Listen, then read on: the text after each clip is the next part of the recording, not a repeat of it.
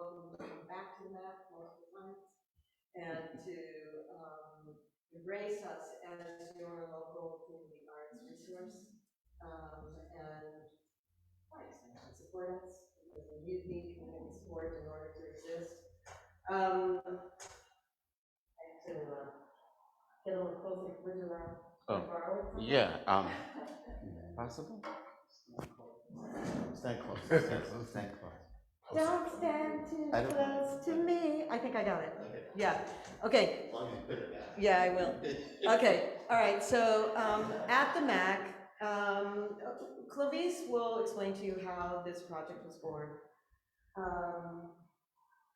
And it's called Sounds of Liberation. And Clovice and I met at a community gathering, which he'll tell you about. But I'm very honored to be working with Maestro Clovice Lewis.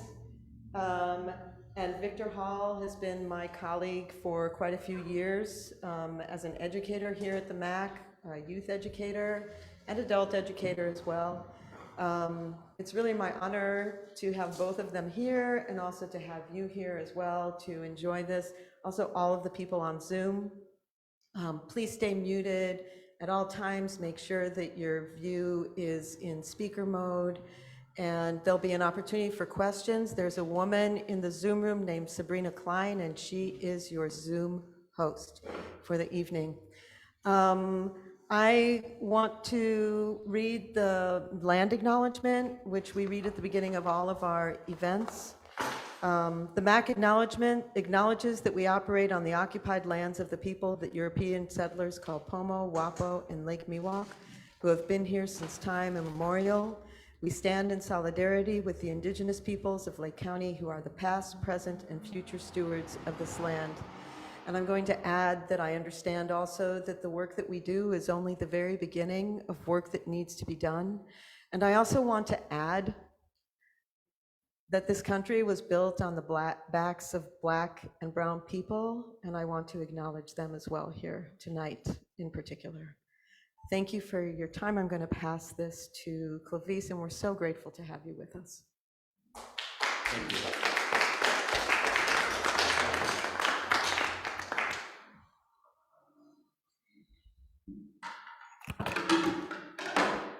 I am reminded of a little while ago I went to, let's see if I can put this on correctly.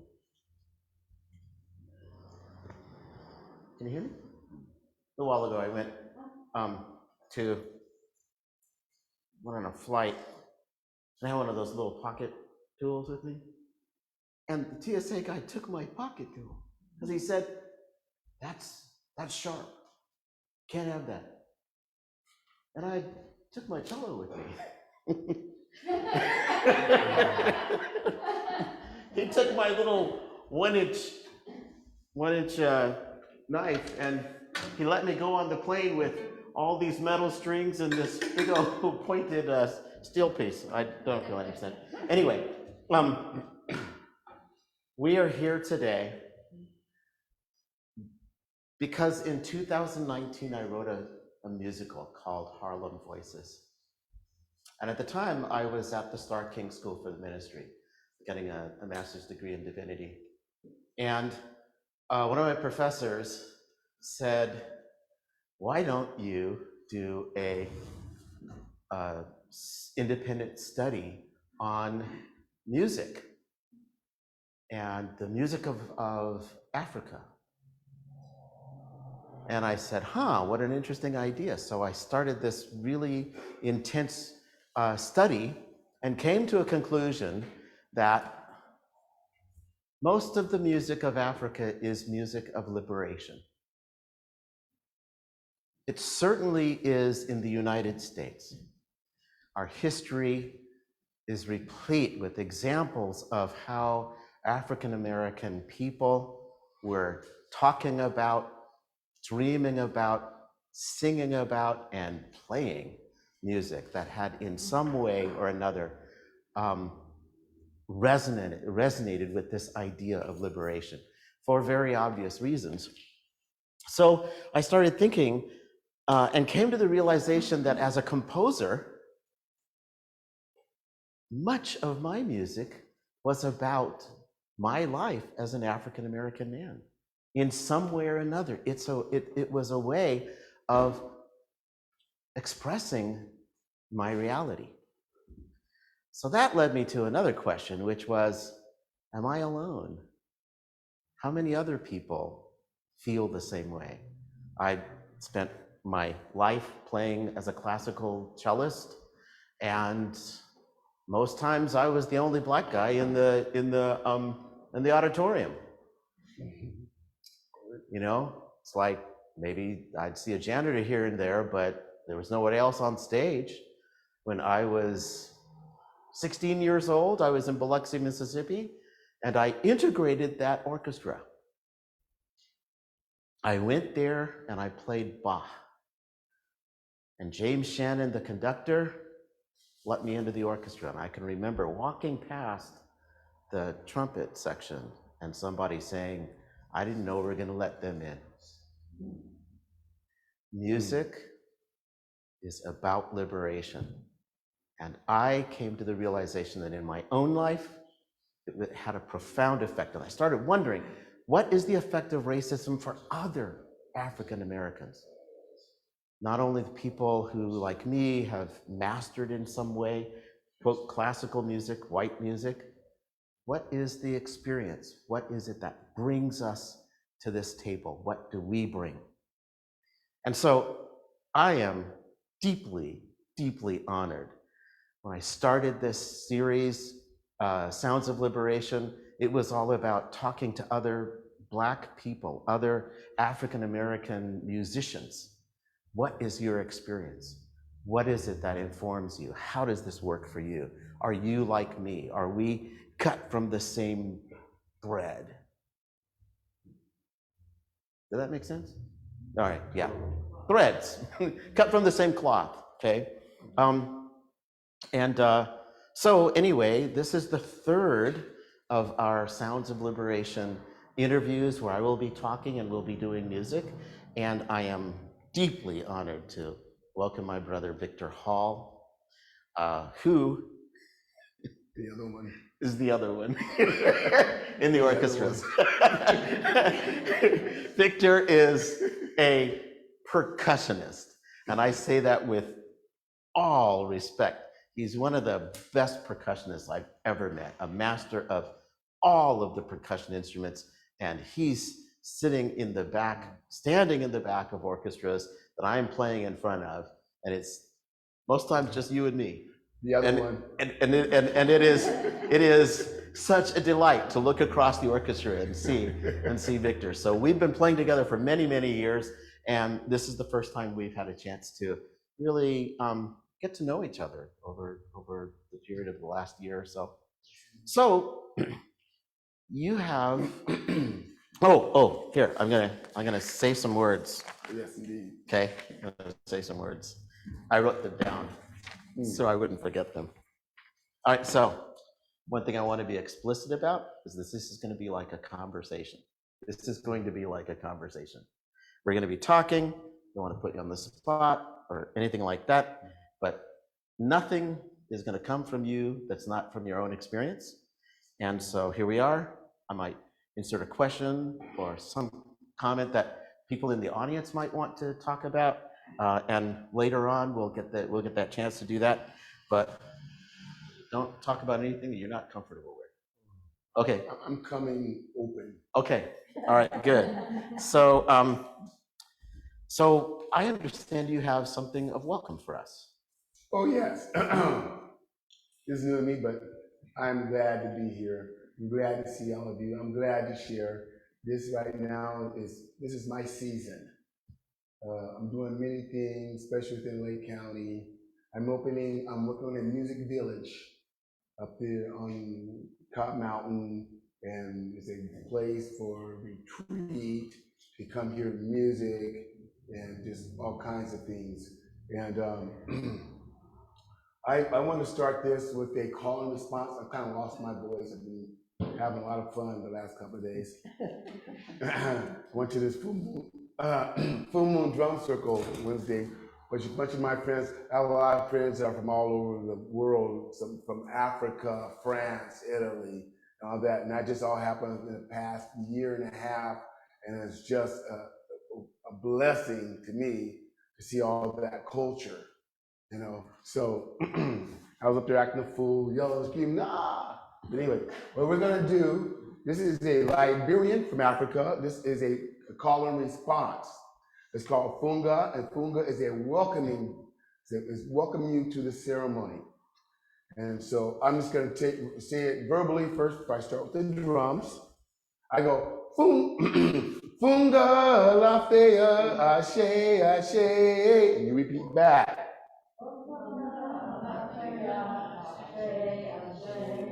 Funga la fea, ashe, ashe.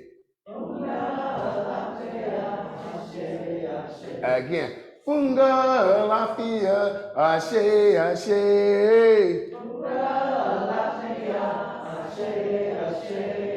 Funga la fea, ashe, ashe.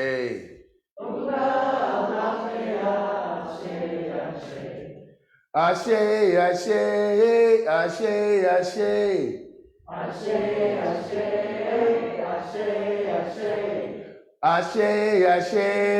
ashe, ashe.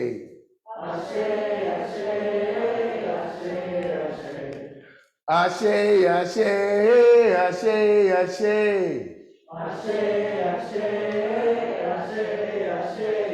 Funga la fea, ashe, ashe. Ashe, ashe.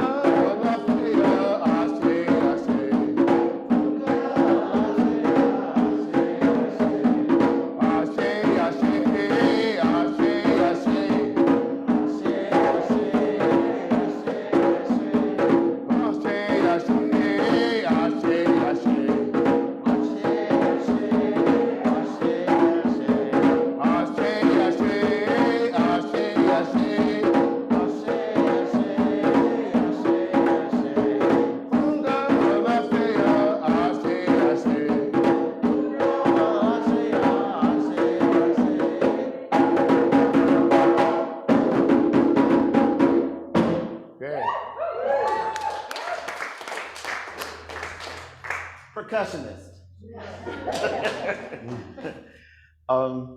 You ready? Yes. Okay. So, first question.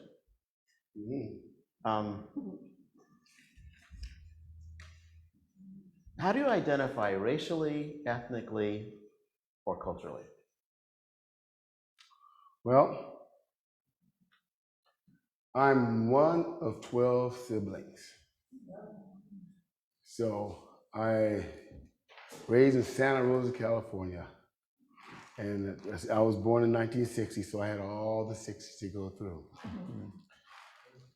So my family, being a tribe, so, and my father was a pastor. So we, even though there are not that many Black people in Santa Rosa, we all came together on Sunday. So as a racially Black American, and very diverse in a culture that was Black Pentecostal. When I say Black Pentecostal, it's different than white Pentecostal, because when I came to Kelseyville, I saw what white Pentecostal was like, and it was so different. I remember going to church with one of my white friends as a youth, and it was more like a meeting. But at my church, it was like celebration all the time. I don't know if you guys understand about shouting. I won't say speaking in tongues, because I went to the white Pentecost, they spoke in tongues, but it was different, And Black Pentecostal is like, the music was like,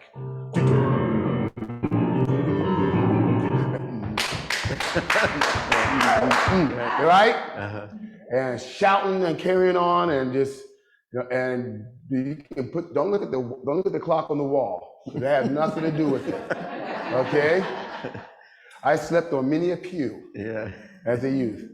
So that was, even though I was in a sea of white outside of my close family and the other Black families that were there, I was really engulfed in all that. That's really interesting, because I grew up as a Catholic, and I did not realize that there were Black Catholic churches and white Catholic churches. I was an Air Force brat. So in the Air Force, we all went to the same church.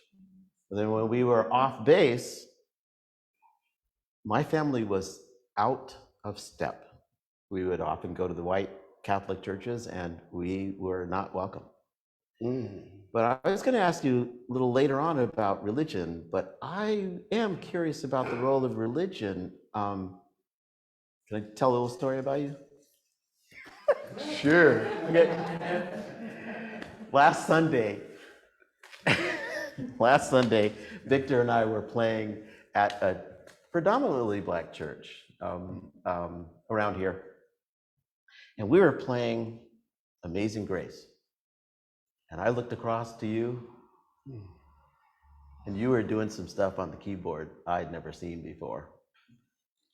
And the expression of religion was so deep in you. Has it always been that way for you? Is it because your father was a pastor? What was your own experience with music as liberation? Personal. Okay.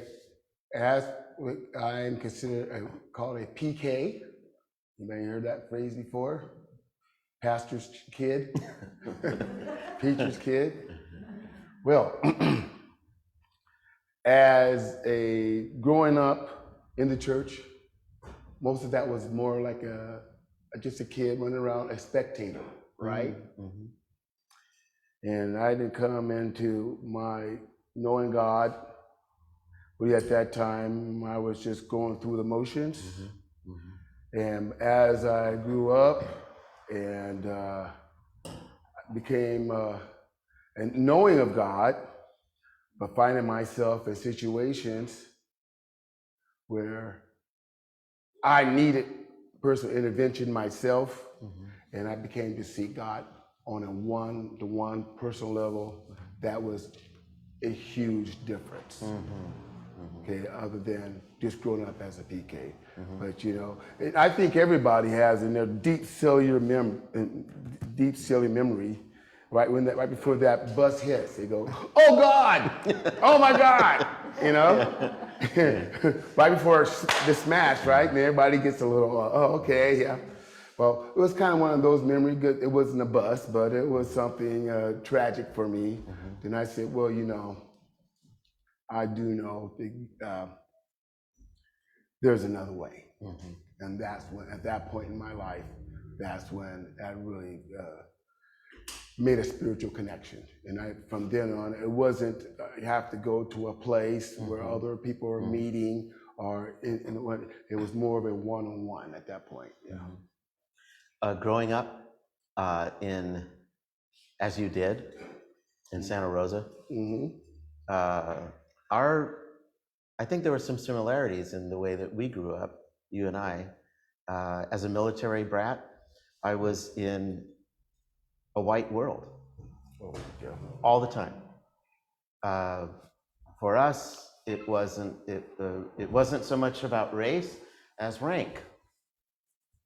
And in the military, I literally grew up in the 1960s and 70s in an integrated bubble. What was that like for you? It's interesting. Like I was saying, came from a really large family, but once you step out that bubble, I found myself totally in a white world. As I remember being in elementary, I was in kindergarten. I don't think I was the only only black person in that whole school, which was white, other than a few of my family members that are in different grades. And I remember having to fight all the time. You know, it wasn't like, you know, I wasn't able to run. I was taught not to run, just to face my stuff. So, you know, it just seemed like, you know, after a while, it was like everybody, I went through everybody, all the boys, we already did our thing, and we were able to come to an agreement that let's just not do this today, you know. But what were the fights about? Oh, they just want to pick on me. Just pick. Because I was different. Right? And after we realized after the fighting was done, let's go play ball or let's go do whatever. So that we realized we have some differences. You know, I look different, you look different, but we can still do everything else the same. So that was just as a very young youth. And as you get older, it was different. I had some situations to where it was like, I remember being, turn this thing off. I remember being ninth grade. I remember being in ninth grade, just did a concert, you know, at junior high school. I mean, we had a uniform and we had white pants and green stripes down the side. And we went to a pizza parlor afterwards. And at the pizza parlor, kind of like you were in the symphony when the guys, I didn't know they allowed people. It was a little deeper than that. It was like, okay, this is the first time I dropped the N-bomb. It's gonna be several times. I didn't know they allowed niggers in here. This man was grown, beard, and had on leathers. Like a biker? Like a biker. And I'm 14 years old, 119 pounds, and this guy's a grown man. And one of my friends came up and said, hey, leave my friend alone. He pushed him. And then he touched me, and I kind of went blank, didn't know where I was, what happened, what was going on. When I finally came into my mind, he was laying on the ground, and I had a pizza bench, you know, on those picnic bench types that they had there. And I was top of my finger was cut, and he was saying, get this crazy nigger off of me. And police were called, and I was thrown out of the pizza parlor. And I just remember you know, did not know. I wish I had seen the video because I didn't know what had happened. And by the time I just got done shaking, I was crying. I was just a kid, 14, you know, I'm not grown. And I called my mom to come pick me up. This is 1974. So that was a very disturbing thing for me. I remember like it was yesterday. Yeah? Yeah. I remember I was 22 years old, and I thought I was done with all that. Somebody came and I was in a restaurant, somebody came and grabbed my hair and pulled me back. I was with two young white women, friends of mine, and he said, how are you doing? You like being with these white girls? And I remember I left. Like you, something just came over me. And the way I describe it is that something came out of me and it took that man to oblivion. And I'd not seen that thing or him since. But being triggered like that, Yeah. do you walk around with that? No. No. What did you do? How did you get past that? Okay. Here we go again. I remember being about 19 years old, and I was working at this place in a restaurant. We actually built the restaurant. It was called Sourdough Rebo's. Now it's Chevy's now. And there was this beautiful girl I really liked. And she invited me over. So, and I was by the Santa Rosa Junior College. And by the Santa Rosa Junior College was this, like a little 7-Eleven called Merv Super at that time. Man, taking me there, huh? And this guy, he must have been drunk. He was drunk. And he called me the N-word. And by that time, I'm much bigger, a little stronger and all that. And I went and fought him, boom, boom, boom, boom, beat him down, right? And he was drunk, and I'm like, you know, and he gets up, he goes, well, you're still a nigger. So down again, blah, blah, blah, blah, blah. I said, okay. So I wasn't too far from her house by then. I was walking, and I get close, and she comes out and she goes, my mom and I saw you. And so she stopped me from coming all the way, and it was like, oh my God. And I must have looked really, really bad, right? And I had to really think about that. I was like, just, man, was that worth it, or what the heck was that? And something very similar happened a few years down after that.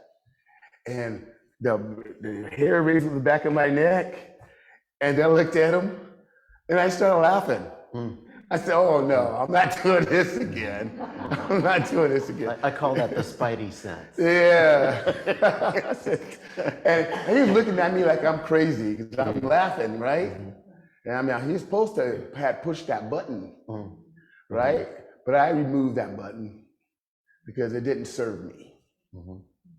And so that's how I got around that. Because I could have had, you know, probably had I known back then what that was taught at that time, maybe I would have had a better response and just let somebody push that trigger and push those buttons, because he didn't touch me. I mean, he just said those were just words. When I was 12 years old, I had my first encounter with a Southern sheriff. And he chased me and my cousins, and he said that he was going to send us back across the railroad tracks where we belong. And he pushed us in a cruiser, and he had his hand on the gun, on his pistol. He gave us 10 seconds to get across the tracks. It was traumatic, to say the least. But then I went home, and I'd never seen my father and my parents so upset, because my cousins had gone home earlier and told them what happened. And that was when I had the talk. My father said, whenever anything happens like this, and it's going to happen to you, count to 10. Always count to 10. Did your father or your parents have a talk with you? You know, we call that the talk. What was that like for you? Did you ever get it? Not like that. It was whenever a situation came up, it was very brief. And it was like, no, just need to just go away, just move away. Never got the actual talk. But the modeling was there? The modeling was there. Move away, don't engage. Yeah, just let it go, come home. In your family, did people talk about race, talk about being different in the community? What were the messages that you got? Well, my family was very protective. Like I said, I was the 11th of 12 siblings. My talk was, anybody mess with you, you go home and get someone bigger. You had a lot of choices, right?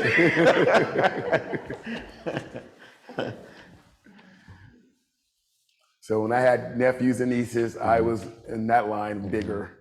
So they would run to me. But after a while, they realized you don't mess with the halls, because there's way too many of them.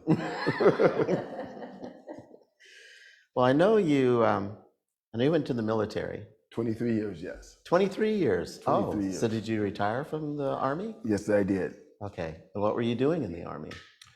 Music for the most part. What was that? What was that like? Did you find hindrances there? Well, let me tell you.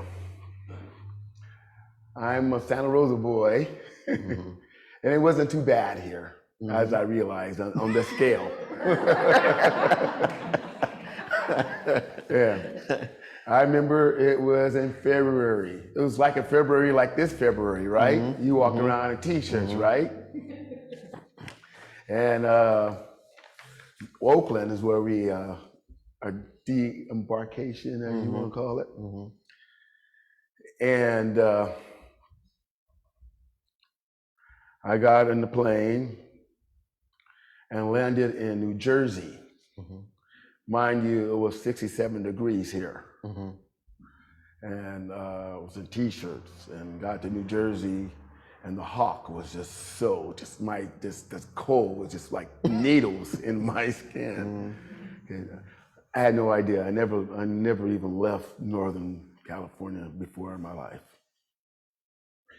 And they came in the drill sergeants came in on the plane, and it says, "Aha, Californians." And nothing come from California except steers and queers. I don't see any horns on you. Yeah. And push, right? Now that was like a military thing, right? It wasn't really, everybody pretty much got that, and everybody got shaved and put in uniform. Now that was just all basic training. Basic training was everybody was just ran through the mill. But after that was advanced training. I went to the School of Music there, and we had weekends off, and our rooms were like dorms. Then I realized I was in the South. That was in Virginia. Little Creek, Virginia, between Norfolk and Virginia Beach. And the sad thing about it was I was on a military base. It was a naval amphibious base. And we just got done with our training. And we're just walking back to our dorms. I just happened to be walking next to a white girl. I think she was a clarinet player. What year is this? This is 82. Okay. 82. And I thought we were all GIs, right? We were all, but I hear from up top there, "Nigger lover." And we were just walking back to our area. Maybe, I don't even know if we had much conversation. I'm like, oh my goodness, where am I at? And then, and come weekend, there were bars with full rebels. The door was painted a rebel sign. Oh, yeah. And I was like, okay. Talking about the writing on the wall. I was like, and they said, "Oh, don't go there." I said, you better believe it. I'm not going there. So As a California boy, I never witnessed that before, where there is just straight up segregation as blatant as that. But it's so like in the South, it's much clearer and more just let you know, the lines. Here in California, it's more, not so blatant. It's just, people give you the looks. But do you find that it's also not clear? And over here? Yeah. Yeah. Yeah. I know it's clear. In some ways, I preferred the South. Because in the South, if somebody doesn't like you because you're black, they're real clear about it. You know it. You absolutely know it. You don't have any question about that. Here, and in other places I've lived, it's not clear. You can't really tell. True. I've had many, as a youth, my friends, playing baseball on the same team or whatever, I said, "Oh, come on over." And parents' reaction was like, daggers, and like saying, looking at the boy, looking at me, as if they, slightly saying, "Don't you know he's black?" But the youth, they don't see that as much. Yeah. It is I see a big change as a big change. I was teaching here in Lake County. Connect Education Center is a school right there by Walmart. I was teaching music, and I'm looking out the door, and these guys are playing basketball. Most of them are white, and one white guy said to the other white guy, "I'm open, my nigga, I'm open, my nigga." And it was like, and I'm going, that is a definitely different way of feeling about how he feels about I'm that open. word. I'm open, my nigga. So what a change. Yeah. So it became a term of endearment for some people. Like later on, I reflected that in this piece I wrote, and it was actually a song, but I was doing like a poem, and it kind of speaks about that. I think you should do that, like now. What? Not wait. Not wait. You should do that right now. Okay. Right now. Good segue. Yeah. Good segue? Yeah. Okay. Rise up and listen. It's your decision. God has provision. Make joy a realism. Starting with the basics. Come on, let's embrace it. Peace, love, and dignity. You don't have to chase it. Joy, true joy, real joy. A joy that won't ever change. Joy, true joy. A joy that always remains. Calamity, standing right in front of me, full of hypocrisy, telling me I need to be chasing a dream to make my life seem to be a better me, drive nice cars, buy silky satin sheets. But joy, true joy, real joy, joy that won't ever change, joy, true joy, joy that always remains. All down through history, it is not a mystery. God provides a remedy, blessing for you and me. But greed can demoralize with propaganda and straight up lies, change the name to defame, but remember this, before it was marijuana, it was cannabis. Oh no, I got you tripping, but just relax and listen. This message is not pro-cannabis, it's all about pro-truth. Columbus didn't discover America, he discovered people to manipulate and use. However, if we look deep within, where man cannot touch, find joy with the Most High, because we're all brothers and sisters. Some words can demoralize, evoke anger and fear, make a negative connotation stating unworthy and impure. But we had a way of taking it back and changing it entirely. Bad becomes good, I'm down, means you can count on me. We can be bigger and remove the trigger and say with pride, I love my nigga. But when some hear words like that, you immediately deploy. But that's the point I'm trying to make. Don't let it steal your joy. I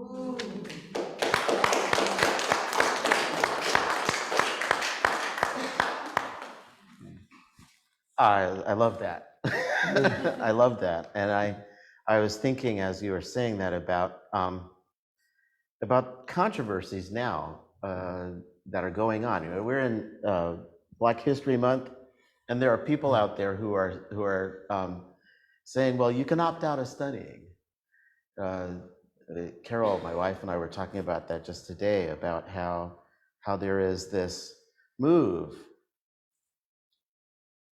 to make people feel more comfortable about history, okay? And pretend that we live in a colorblind society instead of really looking at the history of how we got here. And I wonder for you if you feel the way that I do many times, that I feel vulnerable sometimes talking about race, talking about my experiences. Because then in some way, I've discovered in the past that by doing that, I become complicit in my own oppression by not talking. Right? I want to make people feel comfortable because then they don't see that I'm different. What do you think about that? Well, I totally understand. In this day and age, I've been through so much is that I can't fake the funk anymore. I cannot do it. My job is not to make you feel comfortable. Yeah. No. I kind of work, but you know, it's more of, my thing is a personal, as I need integrity for myself. And I need to be good, not for other person, it's for my walk. Right, it's for my walk. And if that comes first. So I'm gonna be myself, but myself needs to be good. It needs to have some righteousness to it. And if they can, it's like going to a place where I know everybody, even I don't care if they're black or white or indifferent, you know, if someone can speak to me with all kinds of words, that's like curse words, whatever, and I'll reply, but I don't like to do that because that's my integrity. Okay, I don't like to say words that people consider to be curse words, whatever. And that has nothing to do, and I know people who curse and are beautiful, wonderful people, but that's just me. That's where I was brought up. So I don't change for anybody. I change for myself. I change for my walk. And that's what's most important for me. Yeah. 1968, I was in 8th grade, and I was an Uncle Tom. As the kids called me an Uncle Tom because I was too white to be black and too black to be white. And that was really important at that time. Oh, yeah. Oh, did you do the paper bag test? Oh, you know about that? No, really? The paper bag test? Tell them. Oh, well, you know what color a paper bag is, right? And you put that to your skin. If you are darker than a paper bag, then you're one of the darker black people. But if you're the paper bag and lighter, then you're of the other class of black people. Surprises people to know that black people are prejudiced against each other. And that color of skin, complexion of skin, hair, Oh, all my that? goodness. What was Yes, that like indeed. for you when you were growing up in your family? Well, we have all kinds of different shades. My mom was light skinned. My mom was like your color. My dad was like me, but even darker. And you get people like they want to have the straight hair. The black girls. They want the black girls, the light skin and the straight hair. And it was like a season. I remember hearing it was like a season. Well, like then there was a time where the dark guys were in season, and all the girls like the dark guys. Then there was the time they all want the one that looked like they were half Hispanic or whatever. To me, it was just kind of like what was the flavor of the year or something. Yeah. Well, I want to ask you a little more about the role of music in your life. I mean, how did that work for you? Was it a means of expression? Did you think of it as a way of expressing some racial issues? What was Music, I couldn't get enough of it. I remember I was in a school band from 4th grade, elementary, junior high, college, and in the military. But it put me, being in love with music will put you in some different situations, let me tell you. Because I've been the only black person in a symphony so many times. I know. It's like, And I remember in Santa Rosa, my cousins from San Francisco, they were the thugs, they were, the black, from the ghetto and all that. And they kind of like, we were just country bumpkins. And I remember one time, because I'd get in trouble when I was a kid and all of that, but I always stayed in music because that was my go-to. And I always would teach my sister because my cousins came down in a stolen gremlin. Anybody remember gremlins? they were brave. They came down in a stolen gremlin, and they all wanted to jump in and take a ride. But I had to walk to the junior high school and go to junior symphony rehearsal. I said, no, I can't go. I mean, it trumped everything. So I couldn't even. Sometimes everybody just want to be, hanging out and do whatever and act like little thugs. I was like, I gotta go. Gotta go. So in a way, it was. It took me out of a lot of mess. My music took me out of a lot of mess, and I couldn't be in two places at one time, and I chose music. So I'm a lot. I mean, when I was in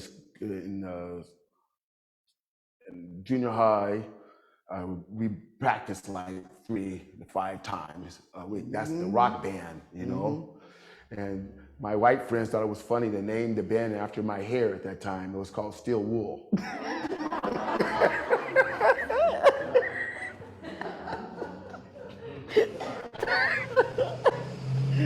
But they love me. Yeah.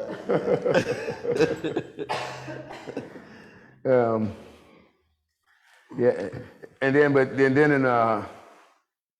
played a lot. It was good, and we did mostly rock and roll bands, Deep Purple, CCR, Creedence Clearwater, and all that kind of stuff. So I was playing a lot of white music. I was gonna say, you were okay playing white music? Oh my goodness, I was any music. But but growing up, the group that I went to sleep to was Santana. Oh my God, that was my go-to. The rhythms that came out of that band still does. The Braxton album, it was. I put it on, go to bed. Yeah. So what you want to call that music? I don't know if you want to call it black music. I don't know if you want to call it white music.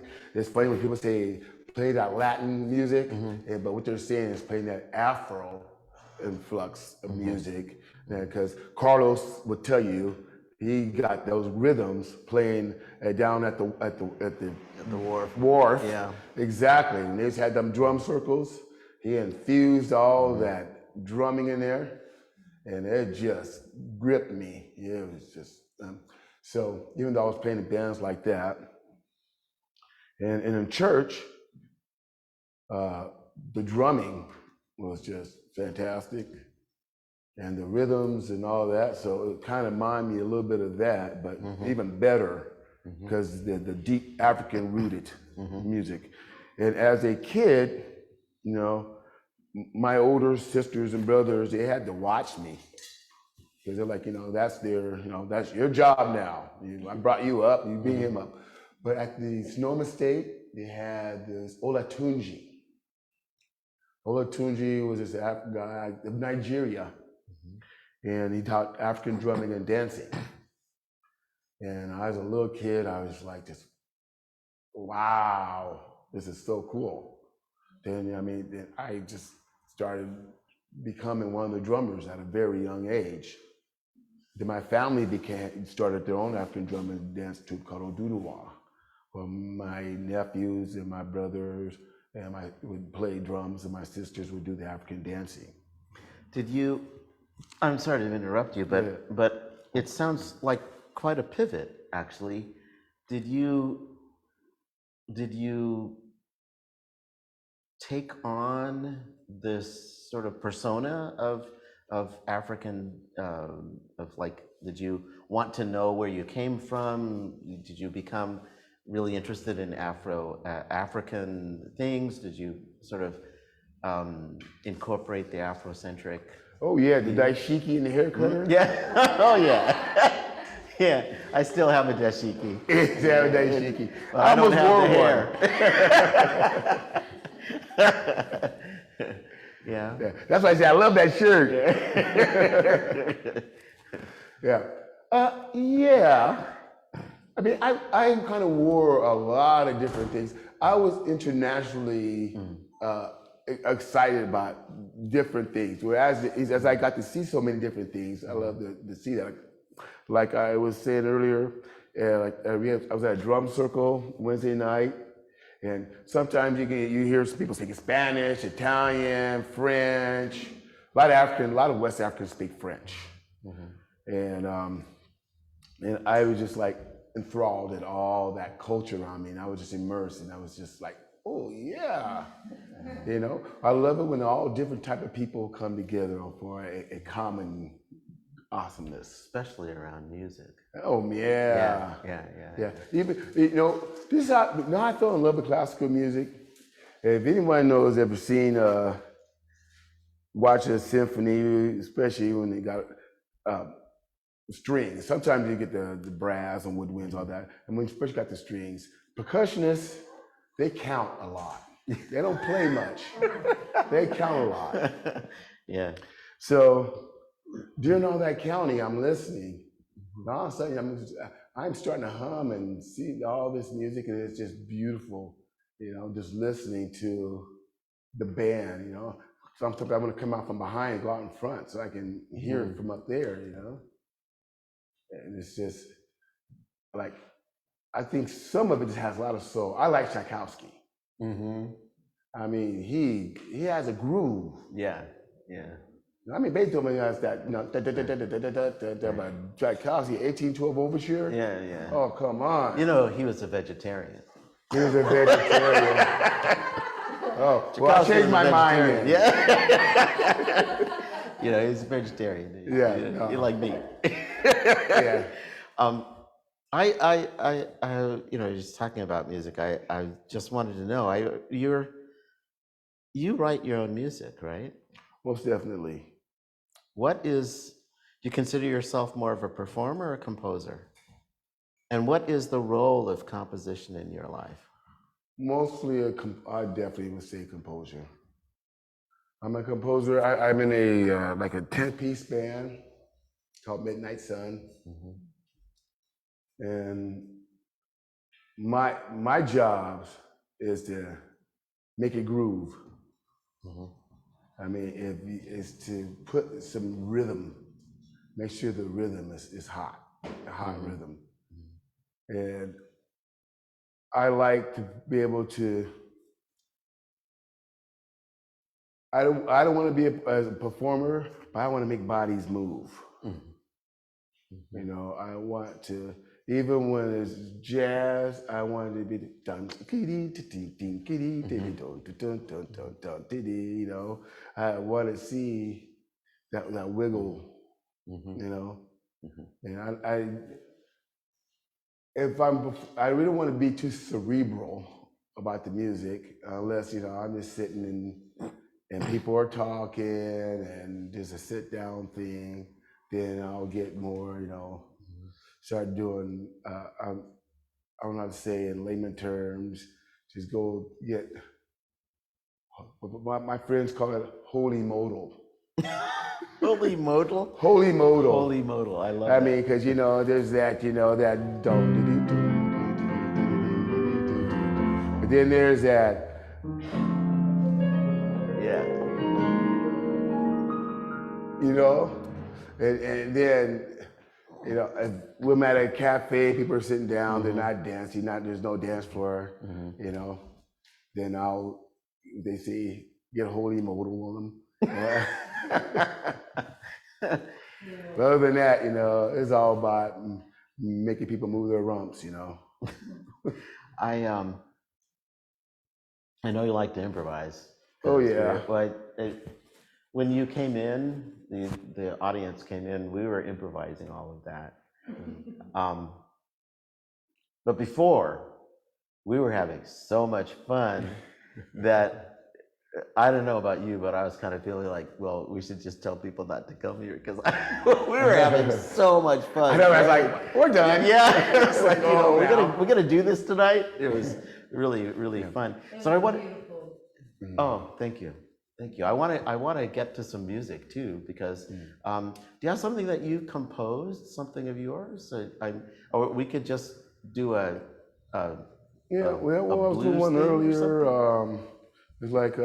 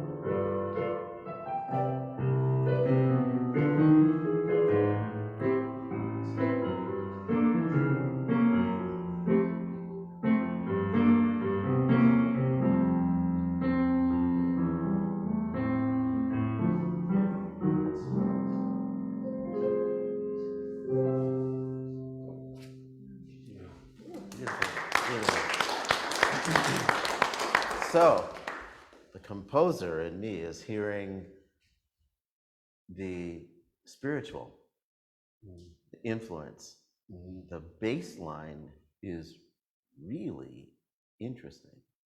How you're using the boom, boom, boom, boom, boom, half steps, moving up, right? passing tones. Passing tones. Yeah. I mean, that's really beautiful. And what did you pivoted off the second part pivoted? Were you what key were you originally in? C major. And then you went to A minor. A minor? Yes. The relative minor. That is sweet. I loved that. Yeah. And I was in the middle of it, I was thinking, is this going to be something he's going to sing, or should I bring my cello in on this? Yeah. Well, actually, that is the music to the joy that, Oh, that's? that's the part of the music, yeah. To when I spoke. I didn't want to do it together because I really wanted that to be by itself. Uh-huh. Yeah. So when you compose, do you write for other instruments? Yes, most definitely. Okay, so I've been with people who compose and they arrange on your body. You know, it's like you do this, you do that. Do you write it down? Are you more sort of interactive with I it? write it down Mhm. because I want them to be, because I don't really like people to improvise too much on my compositions. Yeah, I hear you. I'm Read totally with you. What's on the paper? Yeah, right. And read it, damn it. I wrote it.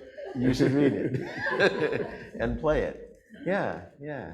So, when did you discover that you were composing? Oh, high school. Like we played some songs like here's one goes like if I can remember.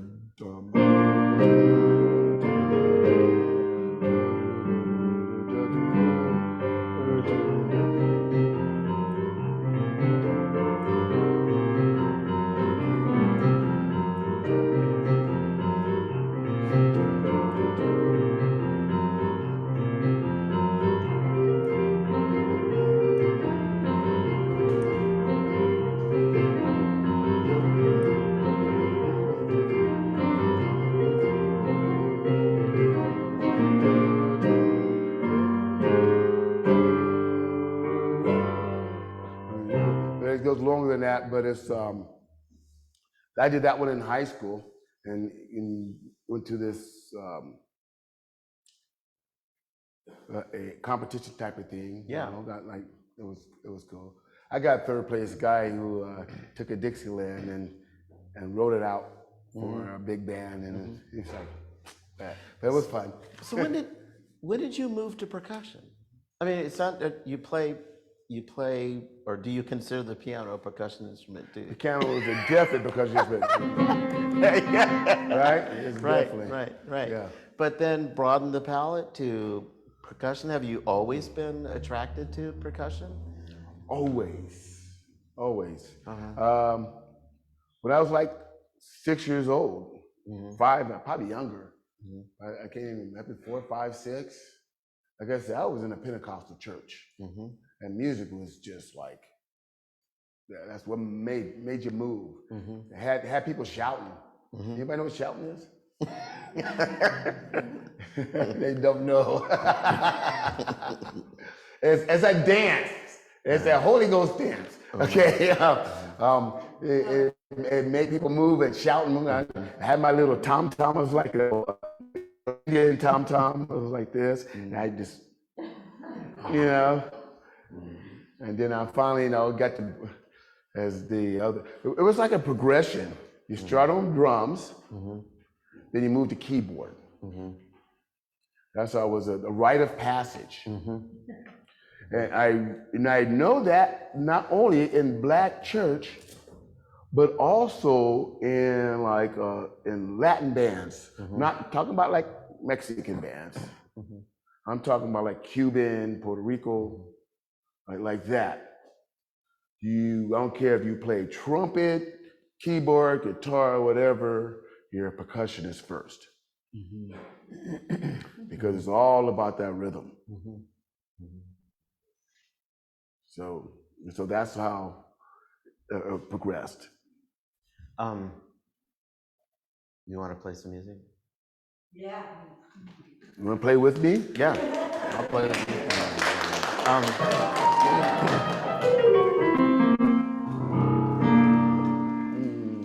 I'm going to turn you down a little bit so I can hear the cello.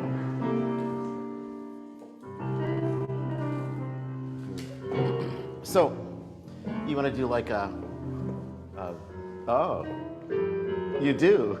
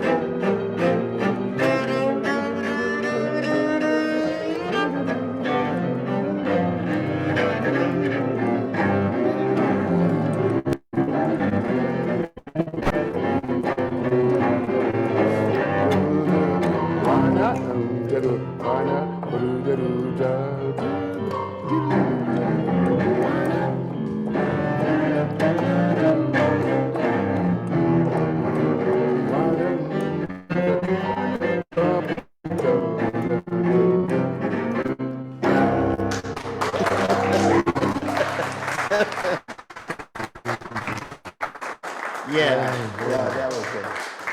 That's the kind of fun we were having earlier. So let's see. Where do you want to go next? What was this again?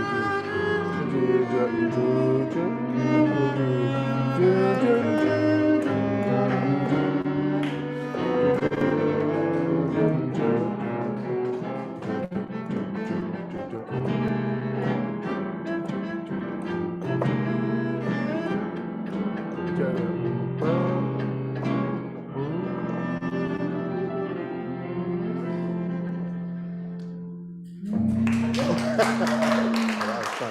That was good. Good, good. All right. Something like that. I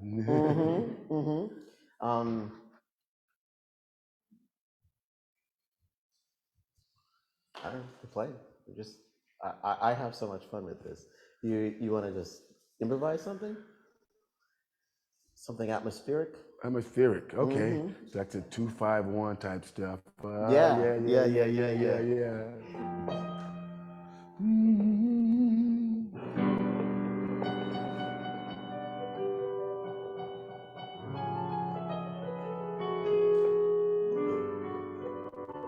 Oh, that's tasty.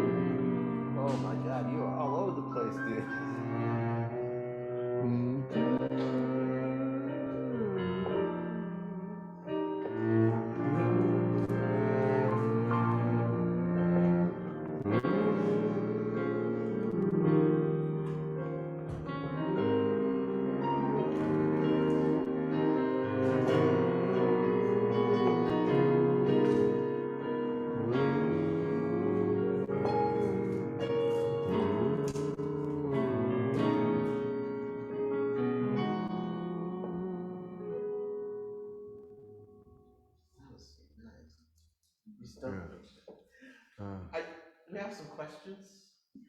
I'm going to start it. Oh, okay. So, Comments, Victor, questions? Victor, I know you were in the Do we have military. a microphone? I Can you can, pick it up? I will Okay, project my yeah, voice. please talk, and She's I'll, fine, and I'll come and stand I next will, to you. and I might repeat what you say. Victor, Yes. I know you were in the military. I know you're in the military. Hey, can you do sign language? Can you do sign language? Go, go, go. I know you were in the military. What can you tell us about your, I know you were doing music in the military, but what can you tell us about your experience there? And that's kind of like, let's just say the military is sort of a place where there may be a melting pot of peoples. So what was that like for you? Well, it was actually a good experience for the most part, because military, in order to progress, you know, they had like a point system. It's kind of like the good old boy system so much as a civilian. That's one of the things I like, I'm not going out there. You like, how much schooling did you have? How many points did you make? How fast did you do your 2-mile run? How well did you shoot? And you go ticka ticka ticka ticka ticka, and then says, okay, you're available for promotion, but your slot is full right now. So I get a lot of, that was one thing I liked about the military, and it was definitely by merit, not so much, you know, color your skin, nepotism, a good old boy type of stuff. Because you gotta understand, you got that guy next to you, no matter what color he is, he's in that foxhole with you, or he's protecting you. You have to protect him as well. He has to protect you when it comes to like a combat situation. So even in the offices, you have to act as if, you know, it could be a combat situation any time. I want to ask about this. We all hear about white supremacists in the military, racism in the military. What do you think of that? Do you think that it's something that is real? Is it a danger? Did you experience any of that? Didn't experience that, because it really, you know, it's undercurrent, taboo, because how in the world are you going to have a unit? So it's about combat cohesion. Yeah. But now, that being said, I have heard, like in some special units, now, these special units, that there was some of that, but those are like, units are like, kind of like a special forces kind of thing, where you, Like elite units? elite kind of units like that. No, I wasn't part of that. I was like in the band. Does anyone else have a question? Yes. Question for you, Clovis. Earlier you said you felt like you kind of grew up in an integrational bubble. I'm not understanding what that is. Oh, the question is, for me, what did it mean when I said that I grew up in an integrated bubble? I was born in 1956. The Air Force was a pretty new organization, military organization. It wasn't formed until 1949. So I was literally in the first generation of Air Force brats. And like what Victor just described, it was more of a meritocracy. I mean, in the way that the military and the Air Force during that time was literally anti-racist. It wasn't just for the sake of like integrating. It was really something that everybody, black, white, you name it, everyone was treated equally. And in fact, it was the quote integrated society that was not off base. And when we were on base, we lived that in a completely integrated bubble. That's what I mean by that. So you go off base, and then you are in Jim Crow South. Wow. And you can't, you know, I mean, my parents, for example, we would drive from one place to another for assignments, and my parents would get stopped because my mother is very fair. She looks like she's Hawaiian, and they'd be driving someplace, and police would stop them because my mother was not supposed to be on the same seat with my father. Yeah. Okay, wow. Yeah, first of all, and then second of all, and if you all have questions, take off your mask for a second while you're questioning, because it makes it easier to understand. But, so my question is, so you were in a bubble on the base, and what do you think has changed in terms of contemporary life in the military today? Have they maintained that sense of equity and inclusion, or has it changed as far as you perceive? What I can Looking tell. from the outside. What do you think? Well, to function, I mean, they got to get past that. They had to get past that because, just say, now just say, like, for this instance, you have a very racist person in your unit, and then you go to war, and that person needs backup. You're like, not that guy. Yeah, he's on his own, not the way he treats people. So you have to have a cohesion. I mean, because there is a common enemy, and it's not each other. So that's the way you have to think. You have to protect each other. And I think for the most part, the military is a very good example of what I said, anti-racist. It's not just, we're going to make everybody feel good. They have a reason for doing that. Yeah. It's strange that we in our government, even forces, that they didn't, like, they can advertise different things on television. Why didn't they advertise unity and unity for all people in The question America? And this gets us, advances us. I mean, they could have so easily done something like that. The statement is that the military could have easily, at some point, really talk about this sort of alternative view of America. Right, that they have. They witness, and this is how it is there. Witness and that. They see it so different out here, and they think it's different. It seems like they could have stepped in to help. Well, they did. The full America. I mean, the fact is that when you go to a place where there is a military presence, the government speaks with money. They integrated schools around wherever they were. If you wanted to be a vendor on base, you had to make sure that you acted a certain way. They would give contracts to companies and so on. So the government really did do a lot in within the. I'm hearing you now, and Right. I understand what you're saying. Right, they did it with money instead of. But they kind of stopped. Okay, Lately. there is a request from Zoom to repeat the question, so you're making a statement, and that's very interesting, that the government was doing that, but they stopped. Well, yes and no. The government still has contracts. They still have systems in place for affirmative action and so on and so forth. I was being a little flippant just now. What I mean to say is that in the last, what is it, since Trump was president?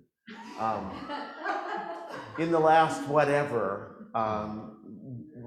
fairly recently, I mean, this this is a military headed by a guy who wants to get transgender people out of the military. The culture is there. The culture is there, but it's all about leadership. I would just like to thank both of you gentlemen for sharing your experiences through life with us, as well as the way the younger generations are using the word that I would have never said. The N-word? In Oklahoma, Using the N-word? as a child. Never, ever, ever. Yeah. My kids say it with the A, and they're like, oh, it's totally different, Mom. And I'm like, no. So I appreciate what you brought to us tonight with that, and what you were experiencing with the white boys on the basketball court. That meant a lot to me, because I hound my kids about saying that, even if it is with the Talking hurricane. about It's still the same to me. the It's N-word. still the same. Yes. And how it's used. Still the same. Because if I walk down any street in Oklahoma and set up with a hard A or an ER, I get my ass beat. Yeah. And I appreciate you gentlemen sharing that story. Yes. They're real. Herb. I have two questions. Yeah. Very different. from Two each questions. other. First, Lake County is still a pretty white place. I wonder if you guys experience any racism here. I gotta say something about that. So the thing is, the statement is Lake County is a pretty white place. Do either of us experience racism? Subtle or Go for it. otherwise. Subtle or otherwise. Yeah. Well, I gotta say this first. I don't know if it really pertains to your question, but it does. As a Santa Rosa boy, going to East Oakland and seeing the Hard Brothers is kind of like scary for me, you know, because they, like on the streets and, they're crackheads or whatever. And you kind of, even as a black person, I go click on I lock my door, right? However, going through Clear Lake, the white people I see out there in front of safety and all that stuff, I'm going, click. But anyway.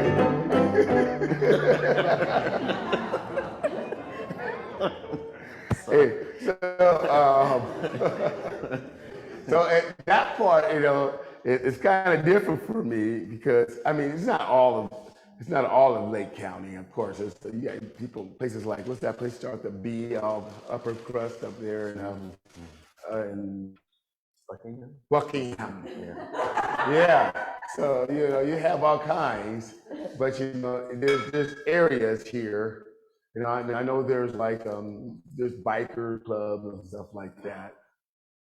But in reality, Lake County, no. As the most of it, none. It's really cool, and I thought it would be. Well, I have to disagree with you a little bit. I was telling Carol about how, my wife Carol, about how I drove into Ukiah on Wednesday, and I was behind a pickup truck, and there was a Confederate flag on the back window, right? And I drove all the way into Ukiah with this scene.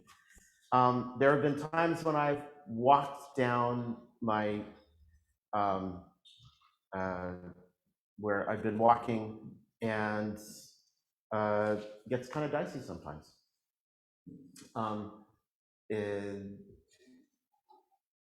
One thing we probably agree to is that we can't take this skin off. Oh no. And you can never know how people are going to react. In Lake County, for the most part, I haven't had any real problems. I'm still here, but I can say that some of the worst racial experiences I've ever had in my life were here in California. Have you had another question? Yeah, my other question is totally different. So I'm a musician, I'm a percussionist too. It's really hard for me sometimes to just be in the audience and not be playing. And I'm wondering if that comes up for you. Can you guys listen to music and not feel like I want to be up there playing? Herb is a musician, and he's saying that he has a hard time being in the presence of instruments and musicians and not wanting to play. Do we have that experience too? I always want to play. And the thing about it, when not playing, I'm either learning or critiquing. Okay, now it's my turn. Yeah, okay. Okay? Right. So as an artist, and I'm a visual artist, I have a similar experience in that, like, it's not so much about always critiquing, but it's more about participating. As an artist, she You wants know, to as an artist, it's like, participate I as want to well. participate, and it's like, what is the difference for us in terms of being others? And I'm an other too, in my own way. Yeah. In terms of being others and Others. being both included and participating in the experience, whether it's art, as we have here at the Middletown Art Center, visual arts, or music, which we also have here, because here we are, you know? And so how do we like encourage inclusion of like everybody? How do we encourage inclusion of everyone in art, in all forms of arts? Go. Oh, no. Okay. As a musician who plays in many different types of groups, and I'm speaking especially like for the symphony, inclusion is very important because what's happening is that not that many people are doing like they used to be. The schools don't have like people flooding the band room things like they used to be. So it is so important to get people to do art, and especially young people, because if art, whether it be music or drawing, and if your heart is so full of it, you want to see it continue on past your days. Okay? To see it dwindle is such a disheartening. Yeah. So Hurts. yes. And so you're always going, come on, don't you want to play this? Don't you want to draw this? You want to do this? Don't you like this? You know? So you're trying to get people included so the love can keep going. Yeah. Yeah. Yes. Question. Art and war don't usually ride in the same car. So art and war don't usually ride in the same car. How does music in the military help you bridge racial inequality, and how did you bring it home? How did music in the military bridge the, what was that? How did, right, how did art music in the military bridge racial inequality? And how were you able to bring that back into the civilian world? And how are you able to bring that back into the civilian world? I'm sure you guys have heard of like the hardcore soldiers, like the Rangers, the Green Berets, the people jump out of airplane, airborne Rangers. Then you have the band. The artists? The artists. We were our own special breed. That Yeah. Oh, can everybody like clap for the artist, please?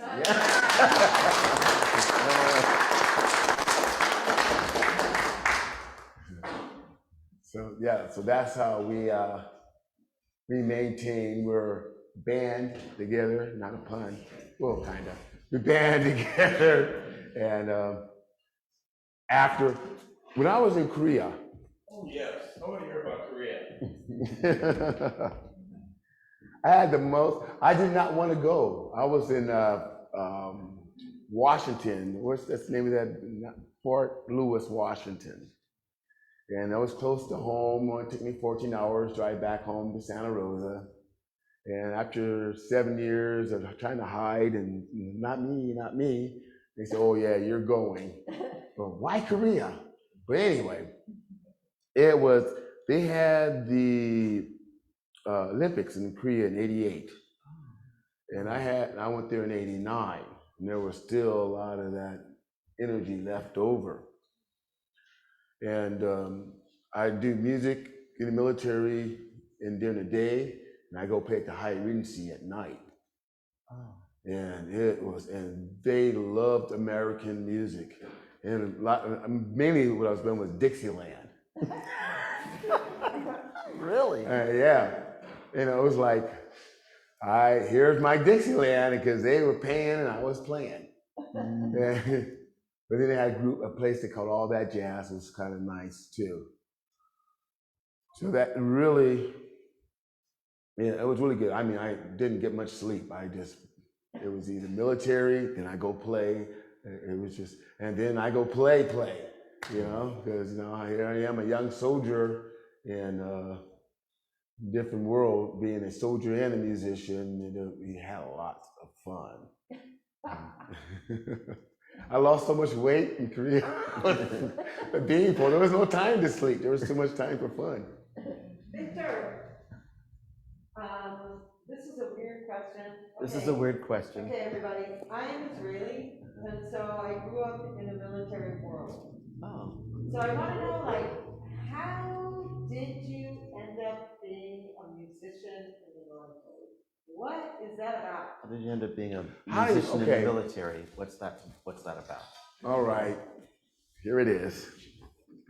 When I was at that age, I was a little bit of a rascal, okay, a thug, and the guy came to my door because of my age, and he's like selling. He was a recruiter selling military, and I was like, how dare you come with me?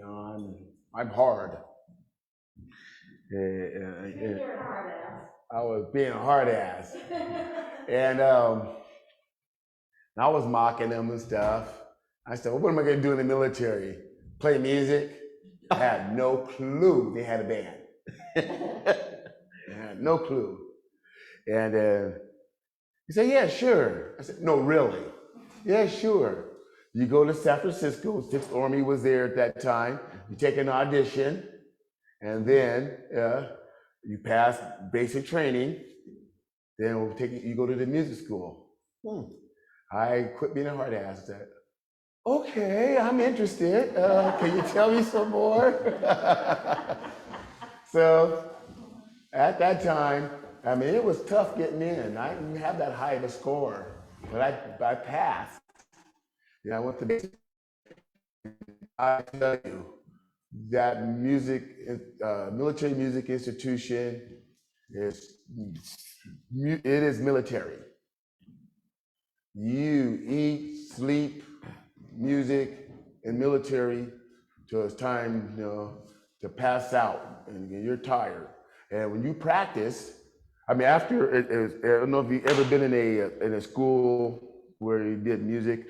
You had ear training, conducting, playing all kinds of groups like concert band, stage band, then rock band, and then music composition.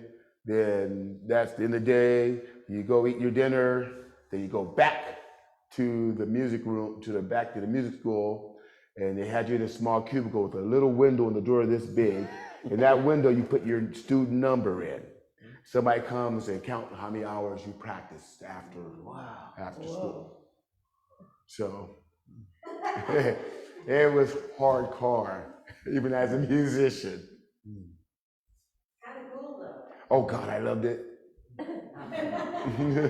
Any other comments or questions about what we've talked about, or?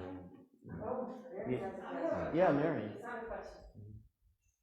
So I've been trying to concentrate on everything else you've been saying, since you've said that you didn't experience as much racism in Lake County as in other places. And my mind went two different directions. When I was in Milwaukee, Wisconsin, I was doing multicultural work with this lady. Her name was also Mary, and we were doing work in a white church that wanted to increase they were in the inner city of Milwaukee, and they wanted to increase their African American enrollment in their congregation. And she was doing great, and then all of a sudden they were like, whoa, that's too many. And she said it's about 12%. Whoa. That's one thing. Wow. The second thing is, the racism is directed at other folks in this county. If you talk to Millie Simon, she's got a lot of stories when she comes and talks to us. Now, Millie Simon is indigenous, by the way. Yes. Yes. You know, if you talk to my best friend Rose, she'll tell you that. If you talk to some of our students who are immigrants at the college, it's different. There's a lot of racism directed towards them. It's an othering. And I just think that you both were, well, you've told stories, but I think you both were just lucky. Because I think there are other folks in the county have experienced it differently. And I don't want us patting ourselves on the back, is what I'm trying to say. I was like, we have a long way to go. I want to say something like that. Yeah. If you're like watching TV and all, you know, just the media, I see, even though I look, I think it was African American, it's like 11% or something like that, a very small percentage. But if you're actually watching TV, you would think it was much more. Because you see black people on TV all the time. It's almost like they have to have a quota or something. And sports, come on, you know, you see football, basketball, and everything. And people, all white people are choosing a team, and you know, and it's just like it's a cool thing. That's like I was talking about the guys on the basketball court. I mean, in order to be hip, you know, you embrace some of the black culture. And all those other cultures is not being as out there as much as the other ones. That you like when you're watching TV, not only just the sports, the shows, especially kids shows. And it's like, that's the way to show that you're integrated. But they need to show a little bit more. There's more than just black people, because you know there's other races out there. Like you said, indigenous. Sometimes they become invisible because sometimes you can't, you know, the others, and there's many others.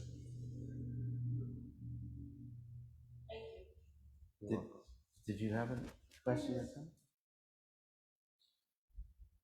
Growing up, as a white girl, I was in the Bay Area, and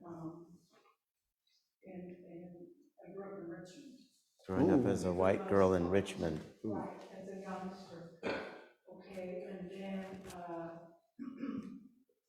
so we were pretty mixed. I mean, there's Portuguese, Spanish, black, white, you know, everything. She lived in a mixed So I always, that was just community. normal for me. She thought it was normal. Right, just normal. But then when they did integration from North Richmond, you know, they bring it up to the schools. Integration from in North first grade, Richmond. They were going to integrate the schools more to make it more even. And I was excited about that because I was excited. She was excited at the integration. But my mother's from Missouri, my father's from California, so the little black girl, that sat behind me was pulling my hair, spitting my hair, stuff like that, because I was real shy. And it was just because I was shy, this girl wasn't. She experienced. But my mom put it as a black, white thing. And took me out of the school and everything, made it a big deal. We moved up here to Lake County, right, took her out of school. Right. And then we moved to Missouri, where my mother's from, in a very small town on the Mississippi River. So I'm just sharing a little bit of my experiences of being confused about. She was confused about So in Missouri, it was the politics. Across the railroad tracks, like you said. Yeah. She said that, I'd never heard that before, but I remember. No, they lived across the railroad tracks. My dad was a fisherman though, so we would both Oscar, which I was kind of an illegal fishing. Stop at the little grocery store, and I remember this elderly black lady that stood in this rocking chair. She could see the whole store, and she would watch me and my brothers like we're gonna steal stuff. We thought it was kind of funny, you know. I mean, and then I moved back to California, Richmond, and I went to Contra Costa. She went to Missouri and then moved back to California. My assignments were writing about, Black history in my different classes. So it was, I don't know. I guess what I'm saying is Black history. I'm here because I want to hear you guys' stories and your music, and I'm so appreciative of hearing your stories of you growing up in Santa Rosa and me growing up. And I mean, for me, it was like I was pretty confused. She talks about the confusion that she felt. It's pretty normal. Yeah, that's pretty normal. It goes both ways. Yes. It goes both ways, especially if you're in the hood. Yeah. That's what we call it, the hood. And that's like their territory. Me being from Santa Rosa, living in white Santa Rosa, I felt uncomfortable in the hood because it wasn't where I'm from. It reminds me of a story about being where you're from. I was at a bus stop and I was waiting on the bus. This black guy came standing next to me, and I was trying to talk to him. He wouldn't talk to me at all. And then this white guy came, and we were chatting it up. This Mexican guy came, and the Mexican guy was speaking Spanish. And that was like an eye-opener for me. Black guy, he's speaking Spanish. He's speaking it to the Mexican, And sometimes it's not about skin. It's about where you're from, But being a non-C, it was like integration, it was all cool for me and everything, and then moved to Missouri, it was like, oh no, it's mostly all white people, and then coming back. But I remember coming back, and there was a black girl, I was so interested, she was down in Richmond, she had a youth home for her mother. She was my age, like 19, had a youth home for the foster kids and just kids that got in trouble. I was so intrigued by that. And she took me down and showed it to me and everything. And then I started selling real estate, and I would be selling real estate down 3rd Street and 2nd Street and stuff. And I went to the blues club over there. I was never like afraid or something. But then I never felt like, oh, I could have a black boyfriend. It's like a confusion. I want to translate as much as I can and then make a comment. But what is your name? Lily.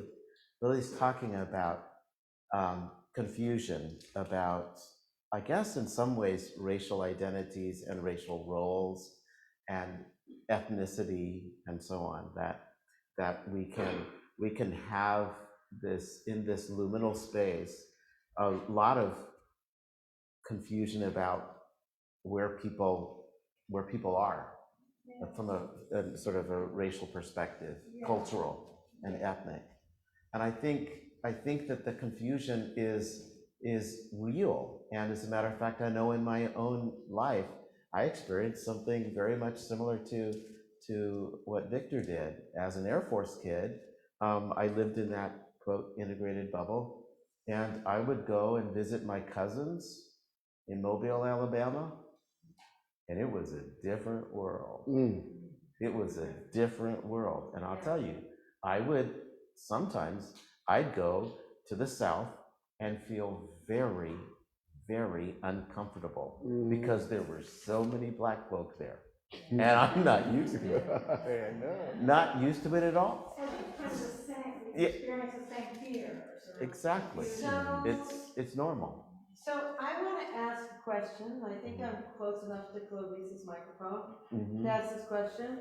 Both of Zoom folks and also the people in Zoom, how many of you feel like you are an other for any reason whatsoever? please raise your hand. Other? An other of any kind. Herb, I can't believe you're raising your hand. So you need to raise your hand. Okay? All right, so. Clear definition of other. Very true.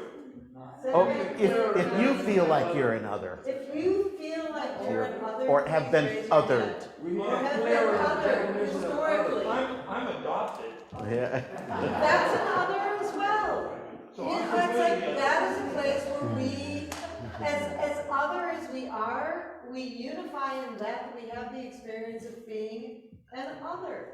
Okay? And I could go around the room and I could ask you each, like, why do you feel like you're an other? Because some of you are white and some of you are not. Like, I'm white, I'm Jewish, I'm an other.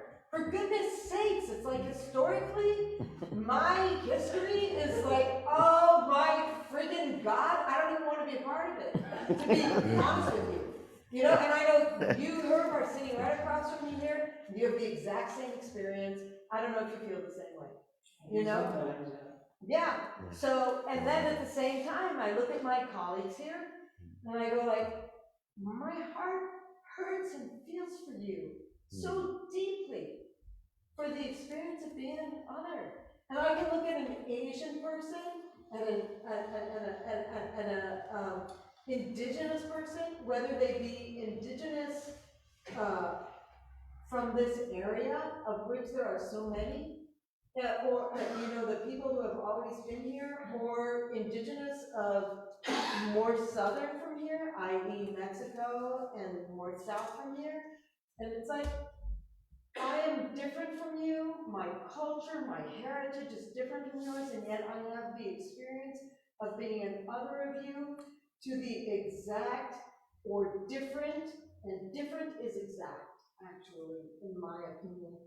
You know, it's like we are all so different, and the experience of being an other, and I know that Jewish women across the United States are checking the box other, because there is no place for us to put Jewish. And I can tell you that, like, our heritage is like completely, whoa. You know, it's awful. And also white, like, I'm not white. I'm tan. Are you? Exactly. There- Exactly. So many of us are mixed, exactly. And that's like what this is about, because in the end, we're all human beings. And like what we see in each other is the fact that we have arteries. I want to make a comment.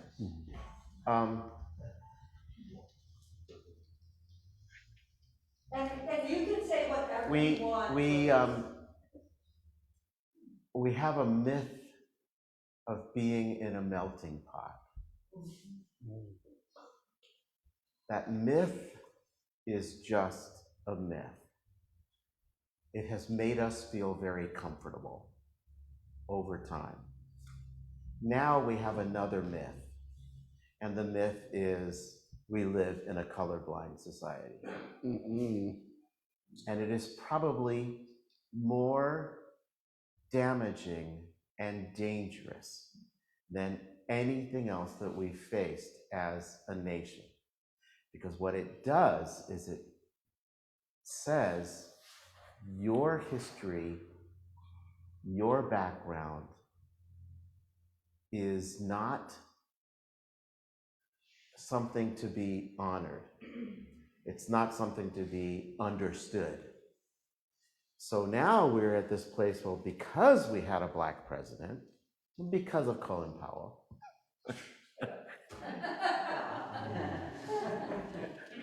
we're now post-race.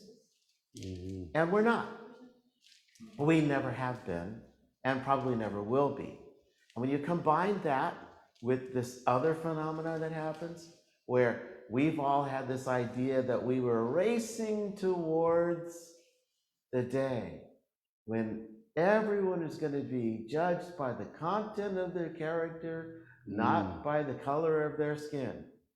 And there are people in this country who have been saying, keep believing that, because we lost the race. Fact is, we never got there. And we're still thinking that we're going towards it.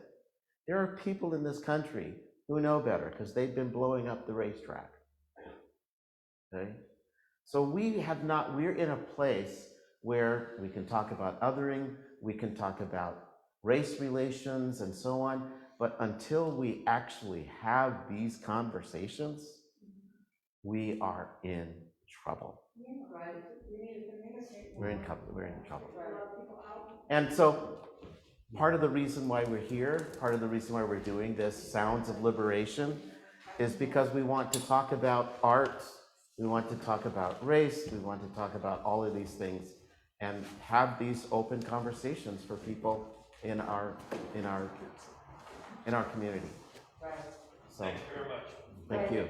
Yeah, Thank you. and the time, in fact, is 9 p.m. Oh, it And is. we are Oh, okay. so grateful that all of you have shown up to be a part of this conversation and to add your views and your questions to our conversation because we are so much more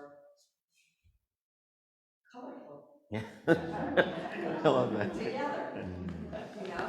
And with that, oh, you So how have do we- one Well, I was question. gonna ask Victor, do The they question to serve Victor. drum circles on full moons? or- Question about the drum circles. Yes. being Well, on I'm full moons going being to, open. that's a good thing. I'm going to share something with you. I'm telling I invite everybody to go to musicvillageretreat.com and you will get information on drum circles, music, very Afrocentric. And I was saying, Clovice, I was saying at first, do you think it was okay to have a Afrocentric place here in Lake County? Then I was thinking about it. I said, I go to Mexican restaurants all the time.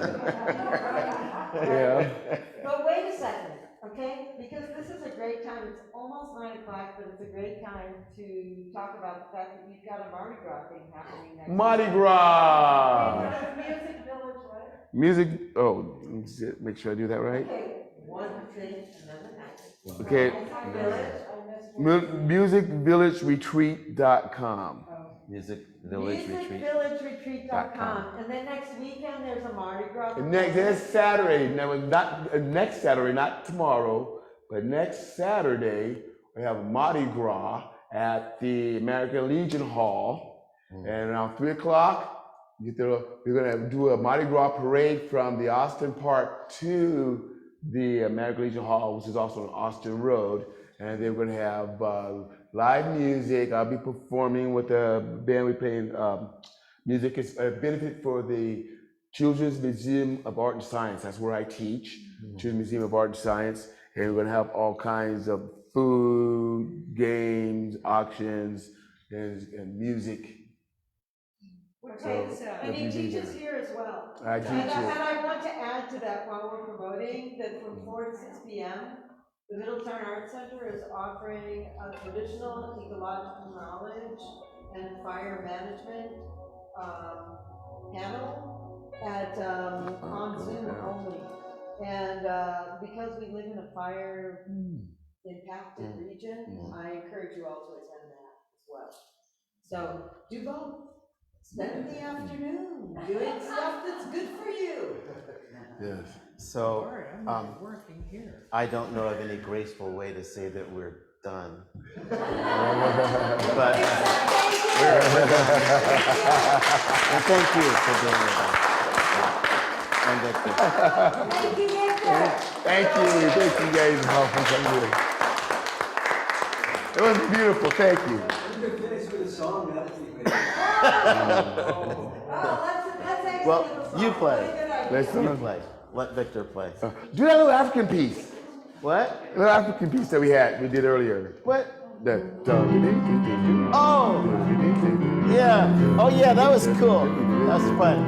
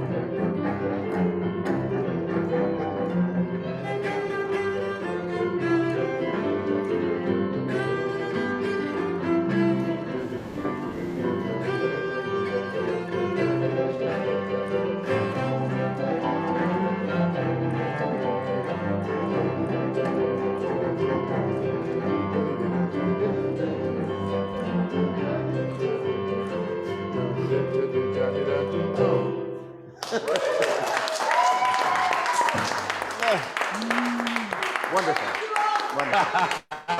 Love you, baby. Love you. Was it so hard? No. Thank you, Victor and Clovice. Thank you. Very much. Oh my God, my heart. Thank you. Pleasure.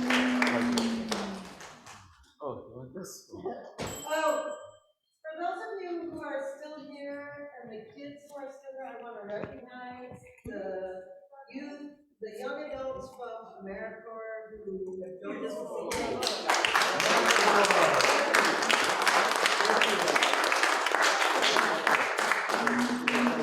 Thank you so much. I like that. for coming. I like that.